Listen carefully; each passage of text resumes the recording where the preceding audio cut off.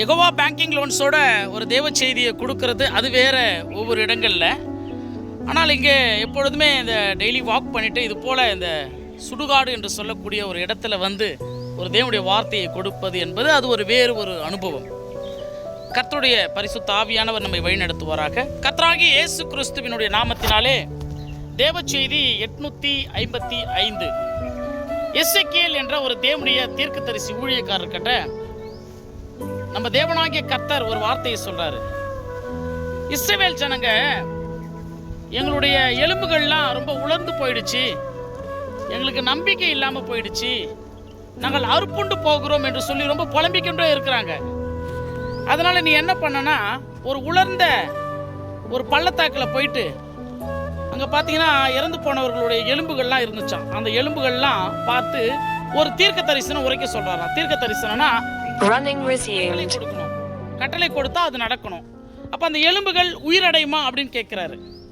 அப்போ எசேக்கியேல் என்ற ஒரு ஊழியக்காரர் சொல்றாரு, ஆண்டவரே அது நீங்கள் அறிவீங்க. எவ்வளோ ஒரு சாத்தியமற்ற ஒரு செயல் தேவன் கேட்கறது. அந்த எலும்புகளை பார்த்து உயிரடையும் என்று நான் சொன்னால் அந்த எலும்புகள் உயிரடையும், அந்த எலும்புகள் எழுந்து நிற்கும், அந்த எலும்புகளுக்கு நான் ஜீவனை கொடுப்பேன். அந்த ஜீவனை கொடுத்த பிறகு அதற்கு நரம்புகள், சதைகள், தோள்கள் உண்டாகி மீண்டுமாக அது எழும்பி நிற்கும் என்று சொன்னார். இது எதற்கு நமக்கு ஒரு பாடமா தேவனாகிய கர்த்தர் சொல்றாருன்னு சொன்னா, மனிதனை படைக்கும் பொழுதே கூட ஒரு விசித்திர வினோதமான முறையிலே ஒரு தாழ்விடத்திலே தேவனாகிய கர்த்தர் பூமியிலே ஒரு மண்ணை எடுத்து மனிதனை படைத்தார். மனிதன் இறந்து போகிறோம், எலும்புகள் நம்ம சதைகள் எல்லாம் இது போல அப்படியே மண்ணோடு மண்ணா போயிடுது. இப்போ இந்த மண்ணோடு மண்ணா போன இந்த ஜீவனை பார்த்து நீங்க உயிரோடு இருப்பீங்க என்று சொன்னால் நம்மளால் நம்ப முடியுமா? முடியாது. ஆண்டவராகிய இயேசு கிறிஸ்து இந்த உலகத்திலே மனுக்குலமாய் அவதரித்தார். லாசரு எனும் பெயர் கொண்ட ஒரு சகோதரன் ஒரு குடும்பத்தில், மரியாள் மார்த்தாள் வாழக்கூடிய குடும்பத்தில் இறந்து போயிட்டார். ரொம்ப ஃப்ரெண்டாக ரொம்ப சிநேகிதமாக பழகினார் இயேசு கிறிஸ்து அந்த வீட்டில். லாசருனுடைய கல்லறை இருக்கக்கூடிய இடத்துக்கு என்னை கூட்டுமாங்கன்னு சொன்னார். கூட்டுமான பிறகு அந்த இடத்துல தேவனாகிய கர்த்தர் அந்த கல்லறைக்கு வெளியே ஒரு கல்லை மூடி வச்சிருப்பாங்க. எடுக்க சொன்ன பிறகு அந்த கல்லறையை பார்த்து இறந்து 4 நாள் அழுகி போன அந்த பிணத்தை பார்த்து, நீ வெளியே எழுந்து வா என்று சொன்னார். அந்த பிணம் துணிகள் சுற்றப்பட்ட அந்த சீலைகளோடு எழுந்து வந்து வெளியே நின்றது. ஏன்னா நம்ம பார்க்கக்கூடிய இந்த மிகப்பெரிய இந்த வானம், இந்த பூமி, இதையெல்லாம் ஒரு வாயால படைத்தாருங்க, ஒரு வார்த்தையால படைத்தார். அப்போ அப்படிப்பட்ட ஒரு சர்வ வல்லமை உள்ள ஒரு தேவனை நம்ம ஒரு தெய்வமா தெரிந்து கொண்டிருக்கிறோம்.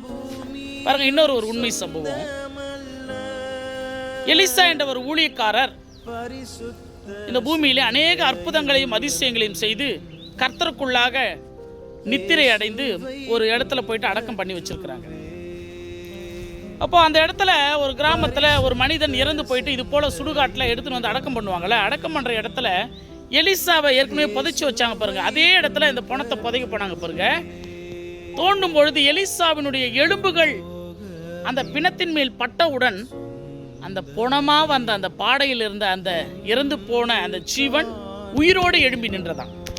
கேட்கறதுக்கு எவ்வளோ ஒரு ஆச்சரியமா இருக்குது, நம்பவே முடியாதா இருக்குதுல்ல. ஆனால் அதான் உண்மை. ஏன்னா தேவனாகிய கர்த்தர் இந்த பூமியில் ஒரு மனிதனை எழுப்ப போகிறார்.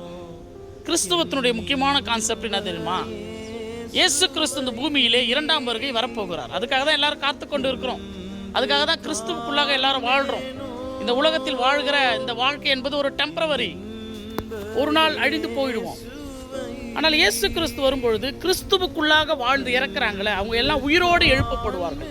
இது போன்ற இந்த கல்லறைகள் எந்த இடத்தில் இருந்தாலும் சரி, கிறிஸ்துவுக்குள்ளாக இறந்தவர்களுடைய சரீரம் அது மண்ணோடு மண்ணாக புதைந்தாலும் எலும்போடு எலும்பாய் மாறினாலும் எப்படி இருந்தாலும் எழுப்பப்படும். இதான் கிறிஸ்துவத்தினுடைய வாழ்க்கை.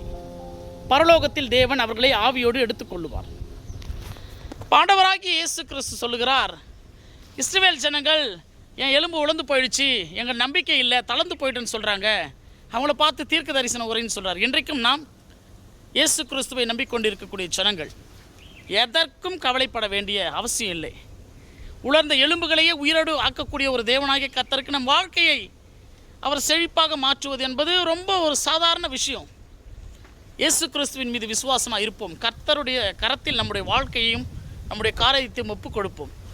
விசுவாசிக்கிறவன் தேவனுடைய மகிமை காண்பான். கர்த்தர் நம்மை ஆசீர்வதிக்கும்படியாக அடுத்த தேவ செய்திகளோடு நான் உங்கள் காட் சர்வன்ட் சகரியா சதீஷ்குமார்.